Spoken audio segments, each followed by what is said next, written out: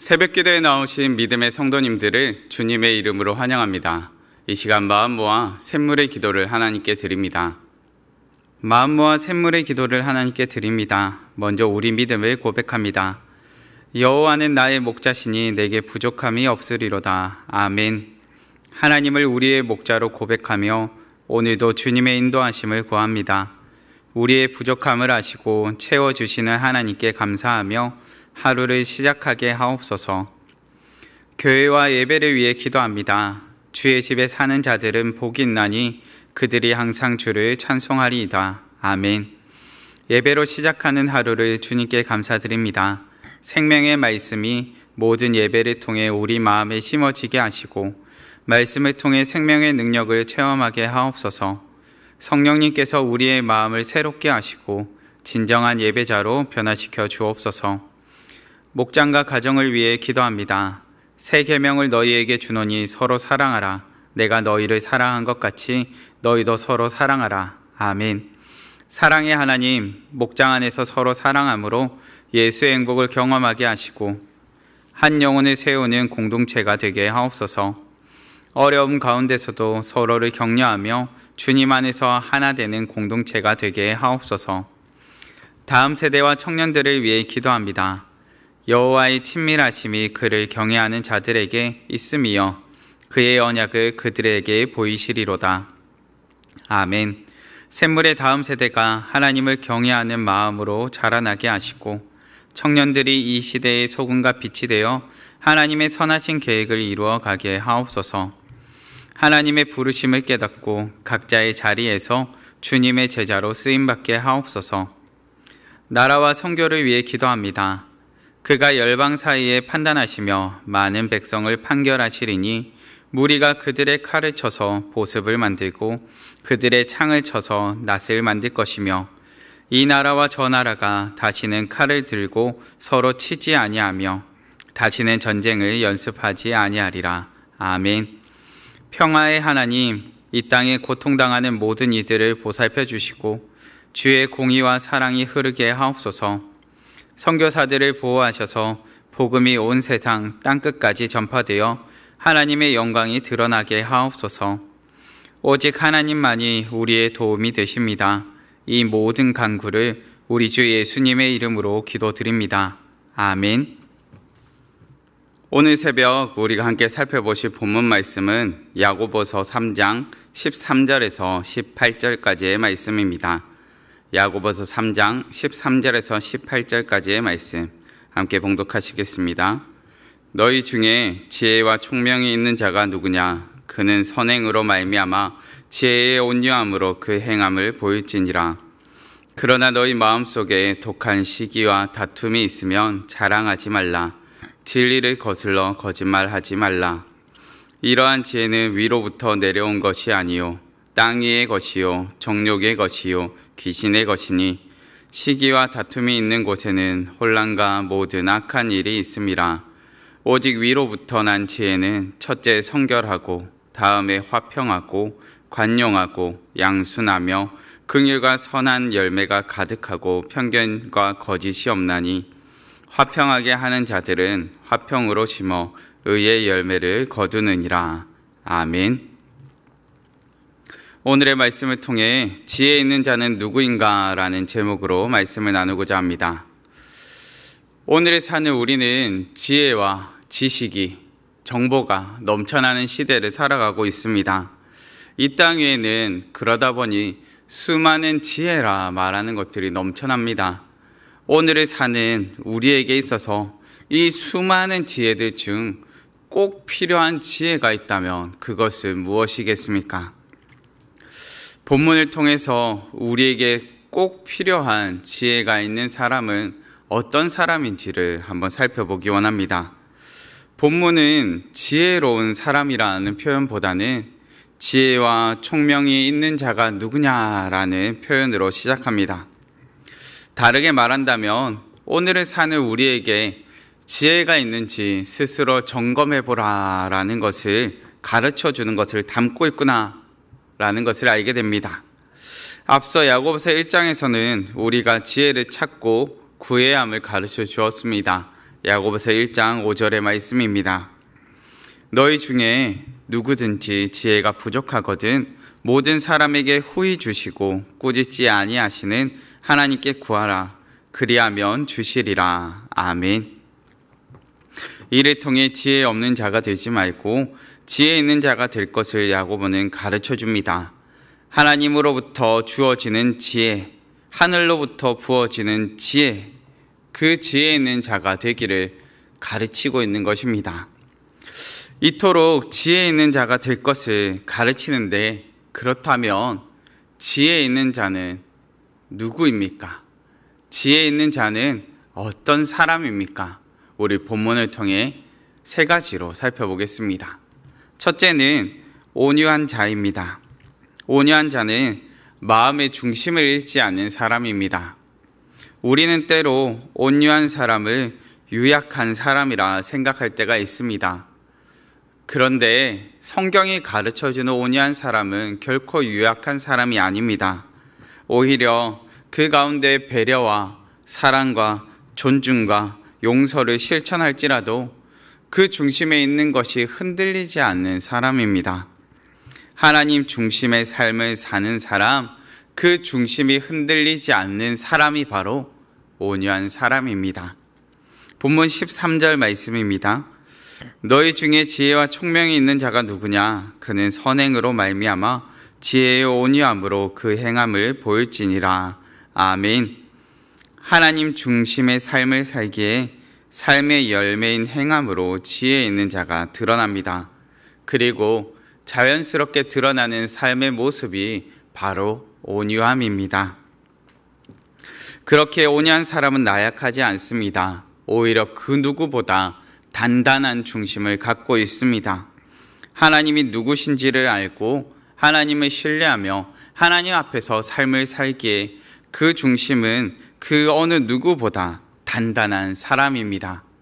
그렇게 온유한 사람은 유약한 사람이 아니요 오히려 단단한 사람임을 알게 됩니다. 성도 여러분, 온유한 자가 되기를 바랍니다. 하나님 앞에서 자신이 누구인지도 알고 흔들리지 않는 중심을 지키는 우리 되기를 바랍니다.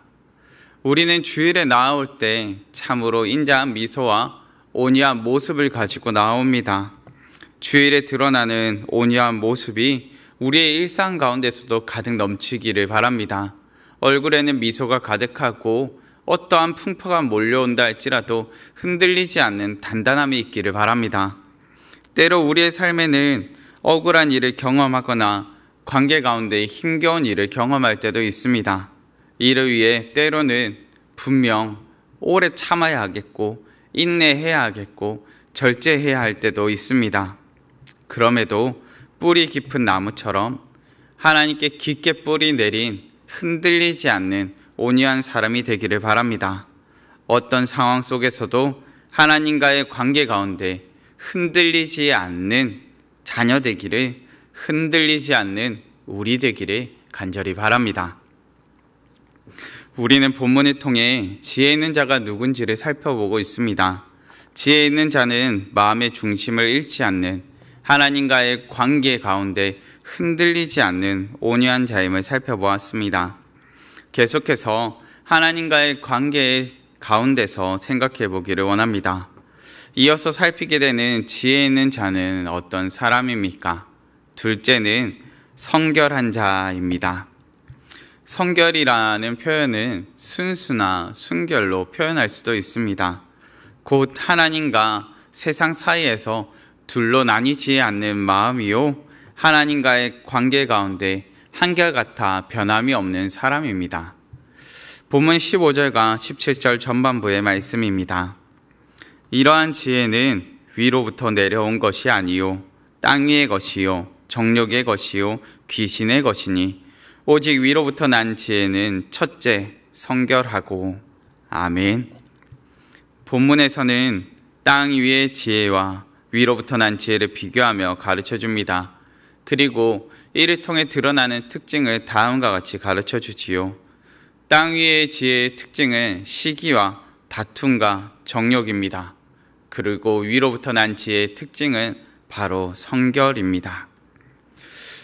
초대교회 가운데서 경험하였던 가장 큰 어려움, 그리고 그들이 맞이하였던 그 가운데 있어서 도무지 해결할 수 없을 것 같은 답답했던 문제는 바로 교회 가운데 있었던 분열의 문제였습니다. 당파를 짓기를 좋아했고 서로 패를 나누어 싸우기를 좋아했습니다. 그런데 이와 같은 큰 힘겨움을 경험하고 다툼을 경험하는 이유, 그 이유가 무엇이었을까요?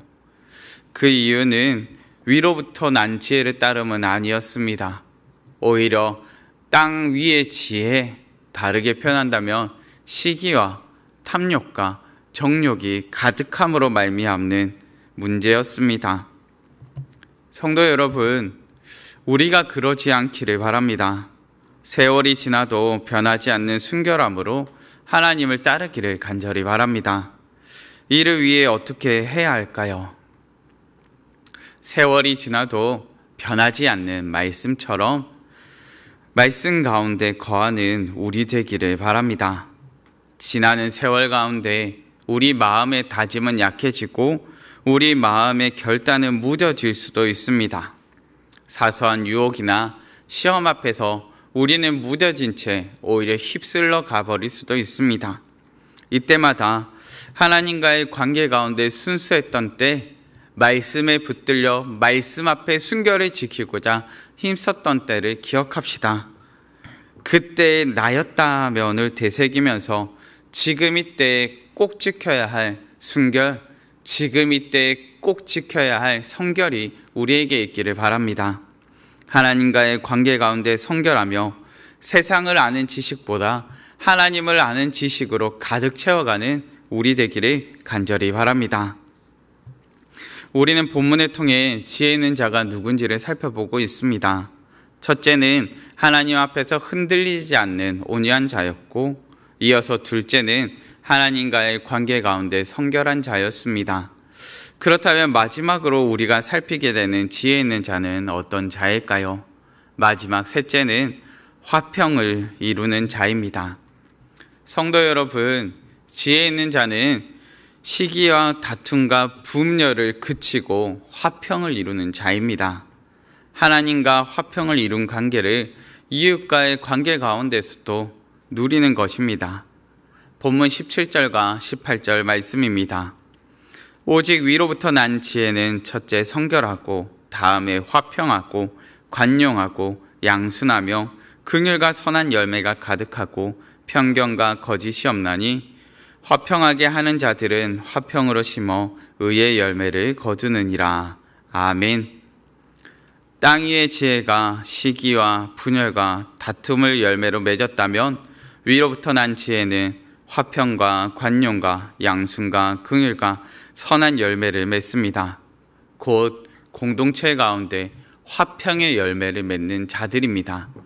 성도 여러분, 갈라진 틈새가 메어지고 공동체 가운데 화평을 이룬다는 것이 일상을 살면서 얼마나 어려운 일인지를 살펴보게 됩니다.